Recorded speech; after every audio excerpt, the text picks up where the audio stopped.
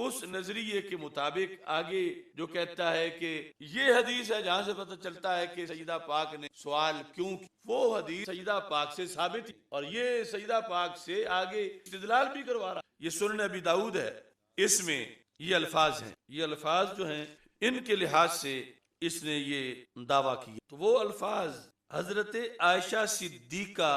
رضی اللہ تعالی عنہا کے الفاظ ہیں، یعنی جو اس نے باقاعدہ آمدن پہلا آدھا حصہ چھوڑ کے آگے سے پڑھا، چھوڑا اس لیے ہے کہ تاکہ پکڑا نہ جائے کہ بات کس کی ہے، بات کی، یہ بات سیدہ کی۔ ازواج مطہرات رضی اللہ تعالیٰ عنہن، انہوں نے حضرت عثمان غنی رضی اللہ تعالیٰ عنہ، یعنی جب ابھی یہ سیدہ پاک رضی اللہ تعالیٰ عنہا والا مکالمہ یہ سامنے نہیں آیا تھا منظر عام پر، انہوں نے اپنے طور پر کہ آخر ان کا بھی حق بنتا ہے وراثت میں، انہوں نے اردنا ان یبعثنا عثمان ابن عفان الی ابی بکر، اردنا بھیجا نہیں، ابھی ارادہ کیا کہ وہ بھیجیں کس کو، حضرت عثمان غنی رضی اللہ تعالیٰ عنہ کو، الی ابی بکر الصدیق فَيَسْأَلْنَهُ سُمُونَهُنَّ مِن رسول اللہ صلی اللہ علیہ وسلم، مانگے، یہاں بھی یسألنا ان سومونہن نہیں ہے، یسألنا سومونہن، آٹھواں حصہ جو آیت کی روشنی میں ان کا بن رہا تھا، وہ مانگنے کا انہوں نے ارادہ کیا۔ یہ حدیث نمبر 2976 میں تفصیل کے ساتھ ہے، آگے 77 میں اسی پر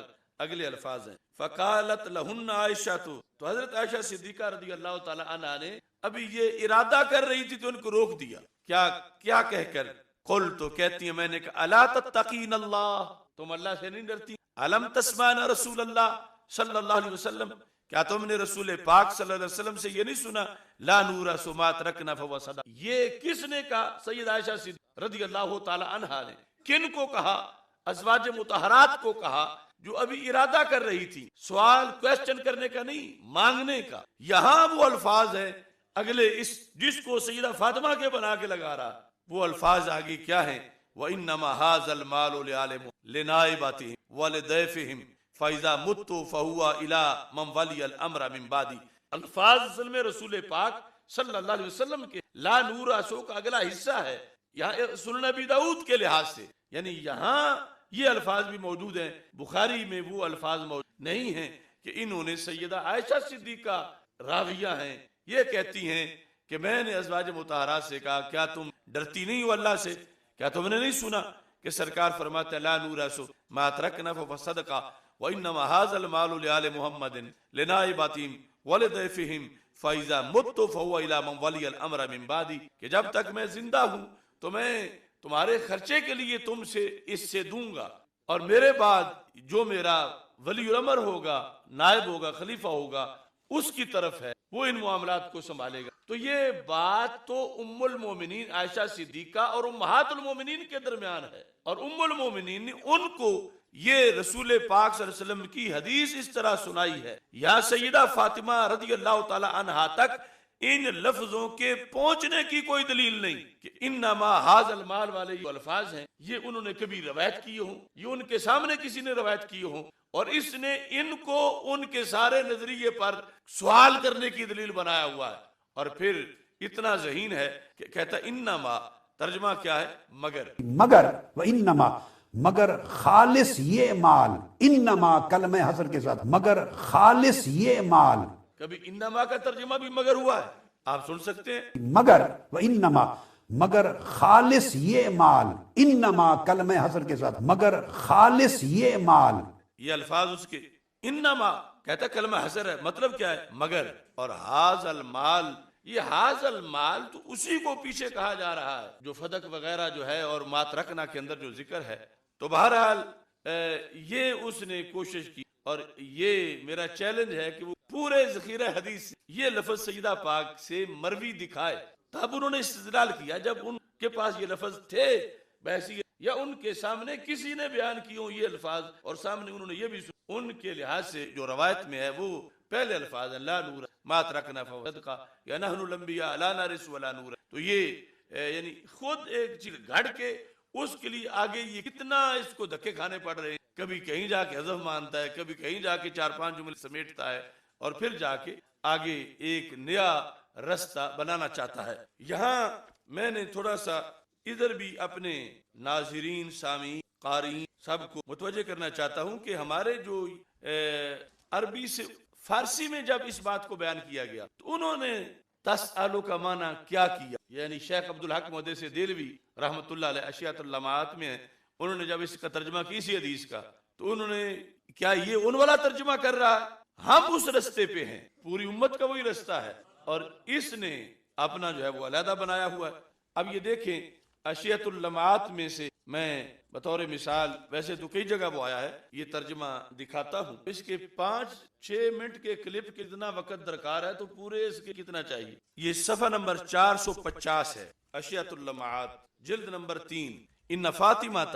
رضی اللہ تعالی عنہ سالتہ ان یجعلھا لھا، بدرستی کے فاطمہ زہرا رضی اللہ تعالی عنہ تلبید، لفظ کیا ہے؟ سالت ہو، معنی کیا ہے؟ تلبید، اور وہ درخواست کرد آ حضرت کے بگردانت فدق را برائے وے۔ یہ ترجمہ ہے، ویسے یہ بات اور ذکر ہے یہاں بھی اور سنن ابی داؤد میں، وہ بھی اس کے سارے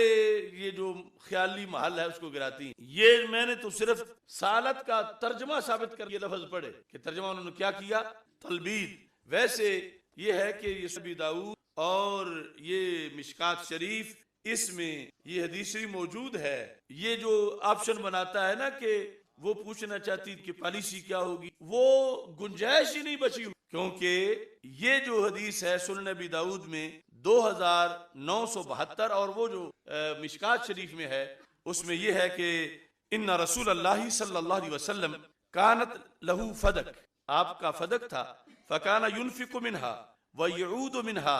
على صغیر بنی ہاشم وَيُزَوِّجُ مِنْهَا أَيِّمَا هُمْ، کہ رسول پاک صلی اللہ علیہ وسلم فدق سے ہی جو بنی ہاشم کے چھوٹے بچے بالغ ہوتے کی شادی، اور ایسے ہی وہ خواتین کہ جن کے شوہر نہ رہتے موت کی وجہ سے یا طلاق کی بنیاد پر، ان کے لیے اخراجات جو ہے اس سے فراہم کر ایم۔ وَإِنَّ فَاطِمَةَ سَأَلَتْ أَن يَجْعَلَهَا لَهَا، رسول پاک صلی اللہ علیہ وسلم سے حضرت سیدہ فاطمہ رضی اللہ تعالی عنہا نے سوال کیا، وہی مال کی حرص سے کروڑوں میل سیدہ فاطمہ رضی اللہ تعالی عنہا اعلی مقاصد سرکار کی ظاہری حیات میں خود انہوں نے سوال کیا، سالت ہو، سوال کیا یعنی طلب کیا، جس کا ترجمہ شیخ عبدالحق صاحب نے تلبید کی۔ کیا سوال کیا؟ ان یجعلھا لھا، کہ سرکار فدق ان کو ان اعلی مقاصد کے، فابا، تو رسول پاک سے فدق دے انکار کی۔ یہ سنن ابی داؤد، یعنی بطور گفٹ دینے کے تو انکار ہو چکا۔ اس پر قاضی ثناء اللہ پانی پتی صاحب نے تفسیر مصری میں لکھا،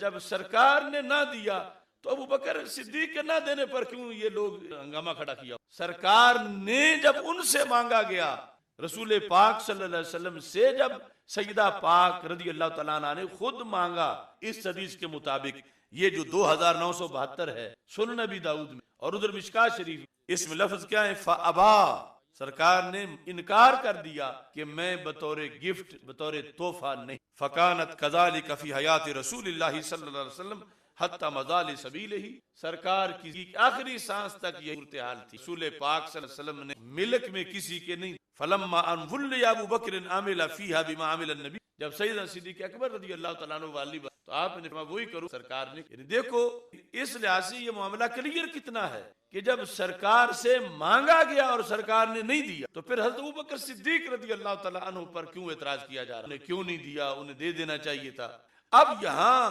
یہ طاہر القادری جو رستہ بنا رہا ہے اس کی تو گنجائش نہیں بچتی، یعنی ہمارے موقف کے مطابق وہ گنجائش بنتی ہے کہ انہوں نے یہ سمجھا کہ ظاہری حیات میں اب سکتا سرکار کے اپنے ملک میں ہو تو پھر ملا اس کے تحت کم کے اندر ان کا یہ نظریہ تھا کہ جب ساری امت کو حکم ہے، سرکار کو بھی کبھی یہ ان کانت واحدتن فلھا نصف، ایک ہوگی بیٹی اس کے لیے نصف ہے، تو یہ دلیل سامنے رکھ کر کہ اب تو ورثہ بن گیا ہے، تو وراثت کے طور پر جب قرآن میں ہے تو آگے میں اس کا سوال کر مانگ لیتی ہوں، مطالبہ کرتی ہوں، اور جواب میں آگے حضرت صدیق اکبر رضی اللہ تعالیٰ حدیث بتا کر یہ واضح کیا کہ یہ آیت جو ہے عام نہیں، اس سے سرکار کا حکم نکال دیا گیا ہے، یہ باقی امت کے لیے ہے، امت اور سرکار سب کے لیے یہ۔ اچھا، اب یہاں میں یہ جو ہمارے محدثین ہوئے ہیں ماضی قریب میں چند تراجم بھی پیش کر دوں۔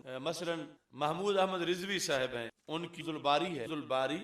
شرح بخاری ہے، اور ایسے ہی علامہ فیض احمد اویسی صاحب ان کا لکھا ہوا ہے اس مسئلے، اور پھر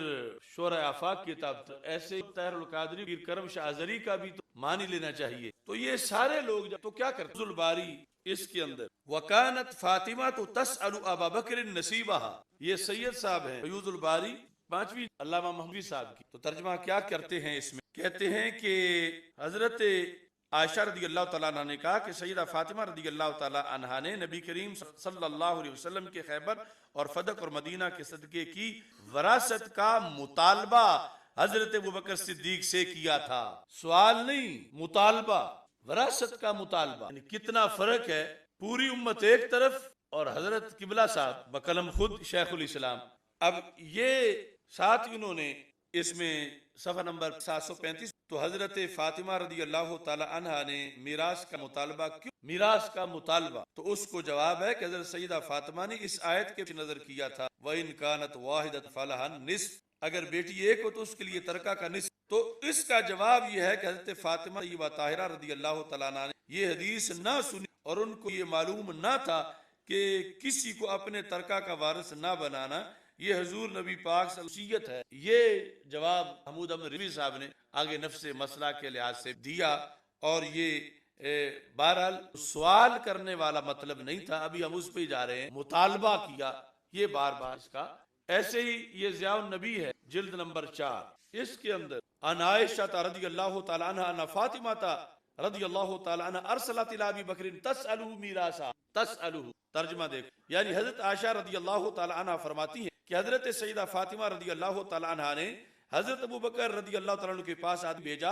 اور حضور کی میراث کا مطالبہ کیا، تسألو میراثہا، حضور پاک سے میراث کا مطالبہ کیا، یہ نہیں کہ استفسار کی کہ مالکانہ حق ہے یا واقفانہ ہے، یا یہ جو اس نے گردان بنائی ہوئی ہے، ایسا یہ پیر کرم شاہ الازہری ترجمے ایسے لکھ۔ چلو فیض احمد اویسی صاحب آپ کی یہ کتاب ہے باغ فدق، اس کے اندر بھی اس ان عائشہ رضی اللہ تعالی عنہ فاطمہ رضی اللہ تعالی عنہ ابی بکر تسألہ میراثہا من النبی صلی اللہ علیہ وسلم، ترجمہ یعنی حضرت عائشہ صدیقہ فرماتی ہیں کہ حضرت سیدہ فاطمہ رضی اللہ تعالی عنہ نے حضرت ابوبکر صدیق رضی اللہ تعالیٰ عنہ کے پاس آدمی بھیجا اور حضور صلی اللہ علیہ وسلم کی میراث کا مطالبہ کیا، تسألو میراثہا، یعنی آپ کو کوئی ملے گا ہی نہیں، چونکہ گنجائش ہی نہیں اس بات کی، جو یہ کر کے تو اس نے، یعنی میں جب ادھر جیل میں تھا اور پیچھے یہ دندناتے پھر رہے تھے سارے اس طرح کے مسٹنڈے اور کچے کر کے، دیکھو جی قبلہ نے کمال کر دیا ہے، تو یہ تو بھی میں نے 4 منٹ کا سنا ہے، اگر قبلہ یہی کمال کرتے رہے ہیں تو پھر تو بہت زیادہ وبال آیا ہوا ہے۔ اچھا جی چلو، تسلیہ ما بین سنی و شیعہ، تو یہاں جو ہے وہ پیر صاحب نے اس میں کیا یہ لکھا کہ سیدہ پاک رضی اللہ تعالی عنہ استفسار کرنے گئی تھی۔ آپ فرماتے ہیں حضرت سیدنا پیر مہر علی شاہ صاحب رحمت اللہ علیہ، آپ فرماتے ہیں اس لیے ازواج مطہرات میں سے کسی نے بھی مطالبہ میراث نبوی پر اصرار نہیں کیا۔ وہ جو یہ کہتا ہے کہ یہ تو پھر سب نے سوال کیا تو پھر سب کی خطا بناؤ گے، تو ان کا جو تھا وہاں بھی چونکہ ان نہیں ہے آگے، تو مطالبہ میراث نبوی پر اصرار نہیں کیا۔ پورے لفظ یہ ہیں، حاصل ان کے وراثت کا مسئلہ انبیاء علیہ السلام کے ترکے میں جاری نہیں ہے، اور حدیث شریف نحن معاشر الانبیاء دلیل قطعی ہے، کسی نے اس کا انکار نہیں کیا، اس لیے ازواج مطہرات رضی اللہ تعالیٰ عنہ میں سے کسی نے بھی مطالبہ میراث نبوی پر اصرار نہیں کیا، اور جن جن حضرات نے مطالبہ کیا بھی تھا انہوں نے اس حدیث کے سننے کے بعد مطالبہ کو ترک کر دیا تھا۔ جن جن یعنی حضرت عباس رضی اللہ تعالیٰ عنہ، حضرت مولا علی رضی اللہ تعالیٰ عنہ، یعنی سب کا کی طرف جو لفظ سوال کی نسبت ہے تو پیر صاحب کہتے ہیں وہ مطالبہ ہے، اور پھر سب کا اجتہاد یعنی ترک کرنا، مطالبہ یہ ہے کہ اپنے اجتہاد سے رجوع کر لینا، کہ پہلے سمجھ رہے تھے کہ ہمارا حق ہے، لیکن جب سامنے سے دلیل آ گئی پھر سب نے ہی مطالبہ جو ہے وہ ترک کر دیا۔ ایسے ہی صفحہ نمبر 44 پر پیر صاحب لکھتے ہیں، رہا یہ امر کہ حضرت ابوبکر صدیق رضی اللہ تعالیٰ عنہ نے سیدۃ النساء رضی اللہ تعالیٰ عنہ کے مطالبہ کرنے پر کیوں یہ حق انہیں نہ دیا، مطالبہ کرنے پر کیوں یہ حق انہیں نہ دیا، اور آگے اس پر انہوں نے پیر صاحب نے اتنا عمدہ جواب دیا کہ آپ فرماتے ہیں کہ اگر حضرت ابوبکر کو حسب درخواست سیدۃ النساء انہیں اس مال کا دے دینا جائز اور مباح بھی ہوتا تو بھی اس کے نہ دے جانے پر شکایت نہ تھی، کیونکہ سیدۃ النساء رضی اللہ تعالیٰ عنہ نے حضرت صلی اللہ علیہ وسلم سے ایک دفعہ خادمہ کی درخواست کی، مگر آپ صلی اللہ علیہ وسلم نے یہ درخواست منظور نہ فرمائی اور بجائے اس کے خادمہ عطا فرمائیں آپ نے تسبیح عطا تعلیم فرمائیں، جس طرح کہ صحیح بخاری مسلم میں بروایت سیدنا علی رضی اللہ تعالیٰ عنہ ہے۔ ایسے ہی اگر رسول اللہ صلی اللہ علیہ وسلم کا خلیفہ بھی تعمیل درخواست نہ کرے تو محل شکایت نہ ہوگا، چہ جائے کہ جب اس مال کا دینا شرن ناجائز ہو بلکہ مؤخر صورت میں تو بجائے محل شکایت ہونے کے یہ قابل ستائش ہوگا، کیونکہ اس خلیفہ نے اللہ اور اس کے رسول کے حکم کی پابندی کی۔ تو یہ بہرحال ابھی تک اس بات پر بات چل رہی ہے کہ یہ 10 سالوں کے اندر جو اس نے واردات کی یہ تحریف ہے دین میں، اور اس پر آگے بہت سے اتہامات لازم آتے ہیں، الزامات لازم آتے ہیں۔ یہ بحث بھی کافی باقی تھی، لیکن اگلی واردات جو ہے، اگلی تحریف وہ یہ ہے کہ اس نے یہ جو بتایا کہ انبیاء کا یعنی مالی ورثہ نبی کا نہیں ہوتا، اس نے کہا یہ صرف سرکار کی بات ہے، باقی نبیوں کی بات نہیں ہے، اور اس نے یہ کہا کہ قرآن میں ہے کہ مالی وراثت نبی کی قرآن میں ہے، یہ الفاظ۔ اور پھر قرآن مجید میں ایک ضابطہ بھی چلا آ رہا تھا کہ بعض اموال کی وراثت کا ذکر آتا ہے، اس وقت تک منع نہیں تھی وراثت انبیاء کی، یہ تو آقا علیہ السلام نے قانون ضابطہ مقرر فرما دیا نا۔ تو سورہ مریم میں دیکھیں حضرت زکریا نے دعا کی تھی، فَحَبْ لِي مِن لَّدُنْكَ وَلِيًّا يَرِثُنِي وَيَرِثُ مِنْ آلِ یعقوب، کہ باری تعالیٰ مجھے بیٹا عطا فرما جو میرا وارث بنے، یارثنی جو میری وراثت کا مالک بنے اور آل یعقوب کا وارث بنے۔ یہ قرآن مجید کی آیت ہے، تو وراثت تو قرآن مجید سے ثابت تھی۔ تو سیدہ کائنات کا سوال یا ازواج مطہرات کا سوال یا مولا علی المرتضیٰ سیدنا عباس بن عبد المطلب، ان سب کے سوال مبنی بر احکام قرآنی تھے۔ اور پھر کہتا ہے ابن جریر نے یہ اختیار کیا، اس مال کی وراثت کا قول اس کو امام ابن جریر طبری نے اختیار کیا ہے۔ ابن جریر اقوال جمع کرتا ہے ہر طرح کے، اور اقوال پھر آگے دیکھے جائیں گے کہ کون سے قرآن کے مطابق ہیں، کون سے اس کے مطابق ہیں، کون سے اختیار کرنے کا تو ذکر ہی نہیں۔ تو یہ جھوٹ بولتا ہے کہ ابن جریر نے یہ اختیار کیا ہے۔ اختیار کا مطلب تو ہے مذہب مختار۔ تو مذہب مختار اگر اس بارے میں پوچھنا ہے مذہب مختار کیا ہے تو یہ تفسیر روح المعانی میں دیکھو، جو اس نے بات کی روح المعانی میں یہ شیعہ کا مذہب ہے جو اس نے کہا۔ ابھی کلپ جو ہے وہ چلا کر سناتے ہیں، اور وہ حضرت ابو صالح سے مروی ہے کہ یارث و مالی، جو میرے مال کا بھی وارث بنے اور آل یعقوب کے سلسلہ نبوت کا بھی وارث بنے۔ اس مال کی وراثت کا قول اس کو امام ابن جریر طبری نے اختیار کیا ہے۔ تو لفظ جو طاہر القادری بول رہا ہے، روح المعانی کہہ رہے ہیں کہ یہ تو شیعہ کا مذہب ہے، تو ہم بلا وجہ تو نہیں کہہ رہے، کئی سالوں سے یہ دن آئے ہیں کہ ان میں سے ہر ایک کا پردہ چاک ہو رہا ہے اور اندر سے یہ نکل رہے ہیں کہ یہ اندر سے ہیں کیا۔ اس نے یہ کہا کہ انبیاء کی وراثت ہوتی ہے، اور یہ ذکر کر کے کہتا پھر قرآن مجید میں ایک ضابطہ بھی چلا آ رہا تھا، اور پھر قرآن مجید میں ایک ضابطہ بھی چلا آ رہا تھا کہ بعض اموال کی وراثت کا ذکر آتا ہے، اس وقت تک منع نہیں تھی وراثت انبیاء کی۔ دیکھو قرآن پر الزام، یہ تعویل و مختلف الحدیث میں انہوں نے اس بات کو ذکر کر کے کہ روافض کا اعتراض ہے کہ یہ نحن الانبیاء لا نرث ولا نورث، یہ آیت کے خلاف ہے۔ جس آیت کا گھڑ کے مطلب روافض نے بتایا اور نحن الانبیاء کو اس کا موارث کہا، وہ مطلب طاہر القادری نے اپنے اس کلپ میں بیان کیا، یعنی روافض والا مطلب۔ کیا کہتا ہے؟ کہتا ہے کہ پھر قرآن میں ایک ضابطہ بھی چلا رہا تھا۔ کیا ضابطہ؟ کہ بعض اموال کی وراثت کا ذکر آتا ہے، بعض اموال نبیوں کے لیے اس وقت منع نہیں تھی وراثت انبیاء کی، یہ تو آقا علیہ السلام نے ایک قانون اور ضابطہ مقرر فرمایا۔ یہ لفظ پھر سنو، بعض اموال کی وراثت کا ذکر آتا ہے، اس وقت تک منع نہیں تھی وراثت انبیاء کی، یہ تو آقا علیہ السلام نے قانون ضابطہ مقرر فرما دیا نا۔ یہ تو آقا علیہ السلام نے قانون ضابطہ مقرر فرما دیا نا۔ اس وقت منع نہیں تھی، یعنی حضرت زکریا علیہ السلام آپ نے جو دعا مانگی فَحَبْ لِي مِن لَّدُنْكَ وَلِيًّا يَرِثُنِي وَيَرِثُ مِنْ آلِ یعقوب، یہ آیت پڑھ کے کہتا ہے کہ قرآن میں ایک ضابطہ بھی چلا آ رہا تھا کہ بعض اموال کی وراثت کا ذکر آتا ہے، اس وقت منع نہیں تھی وراثت انبیاء کی، یہ تو آقا علیہ السلام نے ایک قانون اور ضابطہ مقرر فرما دیا۔ تو سورہ مریم میں دیکھیں حضرت زکریا نے دعا کی تھی فَهَبْ لِي مِن لَّدُنْكَ وَلِيًّا يَرِثُنِي وَيَرِثُ مِنْ آلِ یعقوب، خدا مجھے بیٹا عطا فرما جو میرا وارث بنے، جو میری وراثت کا مالک بنے اور آل یعقوب کا وارث بنے۔ تو کہتا ہے یہ قرآن مجید کی آیت ہے، تو وراثت تو قرآن مجید سے ثابت ہوئی، یعنی جس پہ شیعہ بغلے بجاتے ہیں وراثت تو کہتا ہے قرآن مجید سے ثابت ہوئی۔ تو سیدہ کائنات کا سوال یا ازواج مطہرات کا سوال، یہ جو سوال پر ساری اس نے بلڈنگ بنائی ہوئی ہے، یا مولا علی یا سیدنا عباس بن عبد المطلب، ان سب کا سوال مبنی بر احکام قرآنی تھے۔ یہ قرآن مجید کی آیت ہے تو وراثت تو قرآن مجید سے ثابت تھی۔ تو سیدہ کائنات کا سوال یا ازواج مطہرات کا سوال یا مولا علی المرتضیٰ سیدنا عباس بن عبد المطلب، ان سب کے سوال مبنی بر احکام قرآنی تھے۔ یعنی وہ ان کانت واحدتاً فلہ النصف، اس وجہ سے سیدہ پاک نے اس کے نزدیک سوال نہیں کیا۔ اس کے نزدیک سیدہ پاک نے اس لیے سوال کیا کہ نبیوں کی وراثت ہوتی ہے۔ حبلی من لدنک ولیہ یارثنی، یعنی یہاں مال والی وراثت لے کر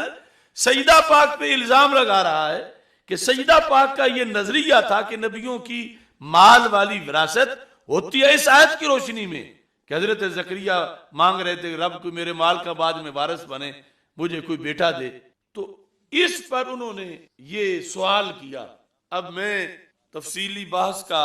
وقت جو ہے وہ تھوڑا ہو رہا ہے، اب سارے حضرات تھوڑا سا غور کرو، عام لوگ بھی جو دنیا بھر میں سن رہے ہیں اور سنیں گے۔ نحن الانبیاء لا نرث ولا نورث، یہ جو حدیث شریف ہے یہ متواتر ہے، یہ حدیث شریف، اور پھر یہ مجتمع علیہا ہے، یعنی جس پر سب نے اتفاق کیا۔ راوی بھی صرف سیدنا صدیق اکبر رضی اللہ تعالیٰ عنہ نہیں، اور حضرت صدیق اکبر رضی اللہ تعالیٰ عنہ کے لحاظ سے یہ خبر واحد نہیں تھی، انہوں نے جس زبان سے وَإِن كَانَتْ وَاحِدَةً فَلَهَا النِّصْفُ سنا، اسی سے نحن الانبیاء لا نرث ولا نورث، یہ قسمیں تو آگے ہمارے لحاظ سے بنے، ان کے لیے یہ یوں ہی کتی تھی جیسے آیت قرآن کتی ہوتی ہے۔ اور پھر آگے اور بھی راوی تھے، اور پھر سب کا اس پر اتفاق ہوا، اور مضمون کیا ہے؟ نحن الانبیاء یا نحن معاشر الانبیاء لا نرث ولا نورث۔ اب دیکھیں کتنی حماقت ہے اس بندے کی۔ سرکار صلی اللہ علیہ وسلم فرمائے صرف میں نہیں، سارے نبی جو ہیں ہم سب کی وراثت نہیں ہوتی، ہم درہم و دینار کے وارث نہیں بناتے۔ اور یہ کیا کہے کہ سرکار نے آ کے قانون بنایا، اگر سرکار نے قانون بنایا تو کیا دوسرے نبی سرکار کے بعد آئیں گے کہ ان کے بارے میں سرکار نے اب قانون بنایا؟ وہ سارے نبی تو اپنے اپنی زندگی میں آ کے چلے گئے، نحن الانبیاء میں وہ سارے ہیں، اور ان سب کا یہ ضابطہ سرکار بتا رہے جو متواتر حدیث ہے کہ کسی نبی کا بھی کوئی مالی ورثہ نہیں ہوتا، ورنہ نحن الانبیاء میں اور کون ہے؟ سوچو تو صحیح، سرکار یہ نہیں کہہ رہے ایک جگہ بھی، یہ ہر جگہ جمع کا صیغہ ہے، لا نرث ولا نورث۔ لا نرث میں غیر نبی تو ساتھ جمع ہی نہیں، نبیوں کی بات ہے۔ نحن الانبیاء، یہ نہیں کہا کہ آنا نبی لا ارث ولا اورث، نحن الانبیاء لا نرث ولا نورث۔ یہ کتنا بڑا باغی ہے دین کا۔ سرکار تو فرمائیں کہ ہر نبی کی شریعت میں یہی رہا ہے، ہر نبی کی شریعت میں کہ نبی کا مالی ورثہ، نبی کا مالی ورثہ، نبی کا مالی ورثہ، اور یہ لفظوں میں منہ بھر کے کہہ رہا ہے کہ قرآن تو نبی کا مالی ورثہ بتاتا آیا ہے۔ اس کا پتہ چلا کہ شیعہ کا موقف سچا ہے کہ شیعہ کہتے ہیں کہ تمہاری حدیث قرآن کے خلاف ہے۔ پوری امت کا جس پر اجماع ہے نحن الانبیاء، تو نحن الانبیاء کے لفظ سچے تب ہو سکتے ہیں جب یہ مانا جائے کہ قرآن و سنت کا موقف ایک ہی ہے کہ کسی ایک نبی کا بھی کوئی مالی ورثہ، ورنہ یہ کہتے کہ یہ قانون سرکار نے آ کر بنایا ہے، پہلے نہیں تھا، تو سرکار نے بنا کے اب وہ نحن الانبیاء والا مطلب کیسے پورا ہوگا؟ وہ تو تب ہی پورا ہوگا کہ جب یہ مانا جائے کہ یہ قانون شروع سے ہی ہر نبی کے لحاظ سے آ رہا ہے۔ اس لیے یہ تعویل و مختلف الحدیث میں انہوں نے یہ شیعہ کا ذکر کر کے، شیعہ کہتے ہیں کہ آیت اور ہے اور حدیث تمہاری آیت کے منافی ہے، انہوں نے یہ ثابت کیا کہ آیت سے مالی ورثہ ثابت نہیں ہوتا، لہٰذا آیت اور حدیث میں مطابقت ہے، کوئی مخالفت۔ یہ ابن قتیبہ وہ 213 ہجری والا جس کی ولادت اس نے اس وقت کہ بعد میں کتاب لکھ کے یہ فیصلہ لکھا، اس وقت سے اس پر اور ساری امت قائم ہے کہ حضرت زکریا ہوں یا حضرت سلیمان علیہ السلام ہوں، داؤد علیہ السلام ہوں، یہ ساری آیات جو ہیں ان میں وراثت جہاں ذکر ہے وہ علم کی وراثت ہے، وہ نبوت کی وراثت ہے، کہیں بھی مال کی وراثت نہیں ہے۔ لہذا قرآن و سنت میں کوئی تعارض نہیں ہے۔ اور یہ کہتا ہے کہ قرآن میں مال کی وراثت ہے، یہ قول شیعہ کا ہے، میں ہزاروں کتابوں سے دکھا سکتا ہوں، اور یہ منہ بھر کے یہ کہہ رہا ہے، تو پھر کیسے کہتے ہو کہ یہ شیعہ نہیں؟ اور پھر اس مسئلے پر آ کر یہاں اتنی بڑی ان کو چھوٹ دے رہا ہے، اور یہاں یہ تعویل و مختلف الحدیث میں انہوں نے یہ صفحہ نمبر 361 ہے، اس کے اندر یہ بات لکھ دی، لا نورث لیس مخالفا لقول زکریا علیہ السلام فہب لی من لدنک ولیا یارثنی و یارث من آل یعقوب۔ یہ حدیث اس آیت کے خلاف ابن قتیبہ لکھ رہے ہیں، کیوں؟ لأن زکریا لم یرد یارثنی مالی، یارثنی مالی نہیں ہے، یارثنی و یارث من آل یعقوب کا وراثت تو ہے مگر مال کی وراثت نہیں ہے۔ اگر مال کی وراثت والا قول جو متروک قول لکھا ہوا ہے کتابوں میں اگر وہ لوگے تو پھر آیت اور حدیث میں تعارض آ جائے گا۔ نحن الانبیاء لا نرث ولا نورث، اس واسطے متواتر حدیث کے مقابلے میں کوئی مرسل روایت نہیں، وہ مال کا ذکر بعض مرسل باتوں میں ہے، آیت میں مال کا ذکر، تو اس واسطے انہوں نے کہا کہ لأن زکریا علیہ السلام لم یرد یارثنی مالی، انہوں نے یہ نہیں کہا کہ وہ بچہ پیدا ہو جو میرے مال کا وارث بنے، تو اس واسطے کوئی آپس میں تعارض نہیں ہے۔ اور انہوں نے بڑی عجیب آگے بات کی، کہتے ہیں کہ ایو مال کان لزکریا علیہ السلام، زکریا علیہ السلام کا مال تھا کون سا کہ انہیں تھا کہ بعد میں میرا کوئی وارث بنے اس مال کا، حتی یسأل اللہ تعالی یاہب لہ ولدا یرثہ، یعنی ان کی دلچسپی نہیں تھی، کون سے مربے تھے۔ اور ساتھ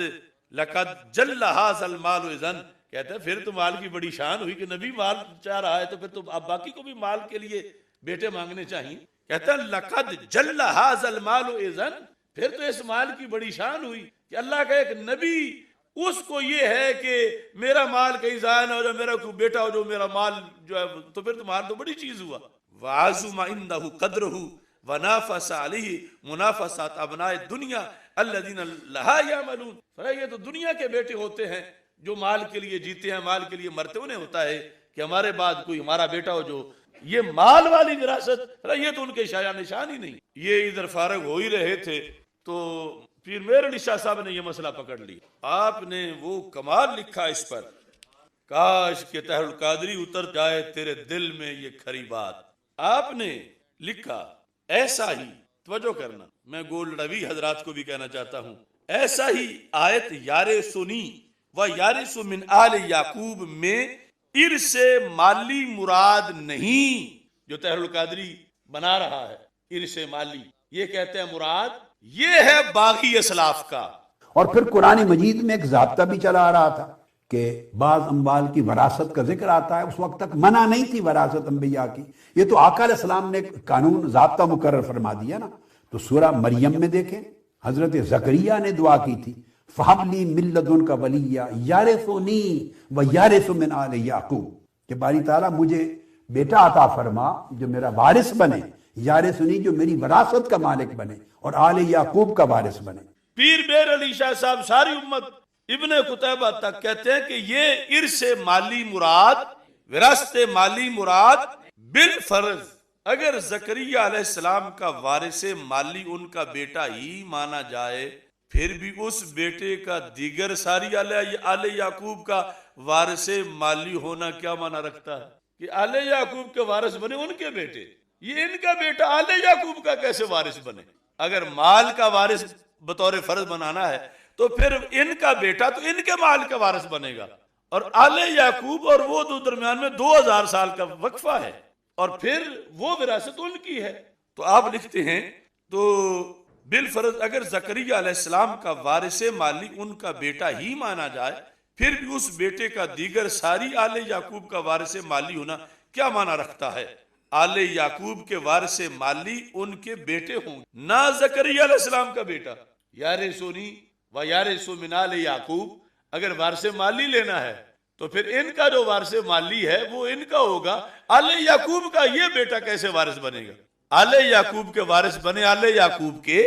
بیٹے۔ پھر کہتے ہیں پھر زکریا علیہ السلام کی شان نبوت سے یہ بالکل بعید ہے، کیا کہ وہ اللہ تعالیٰ سے فرزند اس لیے مانگیں کہ ان کے بعد ان کے مال دنیاوی کو کوئی اور نہ لے جائے۔ اب یہ اتنا کلپ کاٹ کے نا مجھے پھر کل کہیں گے یہ نبیوں کا گستاخ ہے، تو میں ایک پیر صاحب کی بات بتا رہا ہوں، اور پیر صاحب نے کوئی گستاخی نہیں کی، وہ مقام نبوت بتا رہے ہیں کہ مقام نبوت بڑا اونچا ہوتا ہے۔ اور پیر صاحب فرماتے ہیں کہ پھر زکریا علیہ السلام کی شان نبوت سے یہ بالکل بعید ہے، کیا